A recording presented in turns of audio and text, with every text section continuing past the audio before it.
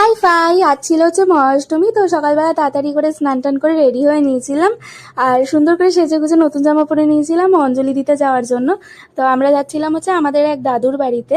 ওখানেই আমরা প্রত্যেক বছর অঞ্জলি দিতে যাই। তো এখানে যখন আমার বাবারা যখন ছোট ছিল, বাবা কাকারা, তারও অনেক আগের থেকে এখানে দুর্গাপুজো হয়।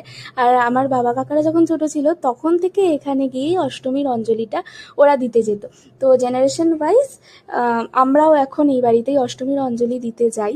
তো মা এখানে অষ্টমীর যে ভোগ দেওয়া হবে সকালে সেইটা রাঁধছিল, আর তারপর অঞ্জলি দেওয়া হয়ে গেছিলো সকলের।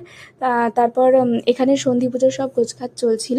তো আমি, বোন, আরও কয়েকজন মিলে এই 108টা পদ্ম ফুটিয়ে নিচ্ছিলাম সন্ধি পুজোর জন্য। বিশ্বাস করো, এত সুন্দর দেখতে লাগে, আমার ভীষণ ভালো লাগে এই কাজটা। তারপর একটু প্রদীপগুলোও গুছিয়ে নেওয়া হচ্ছিল, অ্যান্ড দেন আমরা ব্রেকফাস্ট করে নিয়েছিলাম অল্প করে কিছু। তারপরে বাকিরা সবাই সন্ধি পুজোর গোছগাছ করছিল, কিন্তু আমাকে চলে আসতে হয়েছিল তাড়াতাড়ি, কারণ আমরা সেই দিনকে বিকেলে ফ্রেন্ডসরা মিলে একটু বেরোতাম। So that's it for today.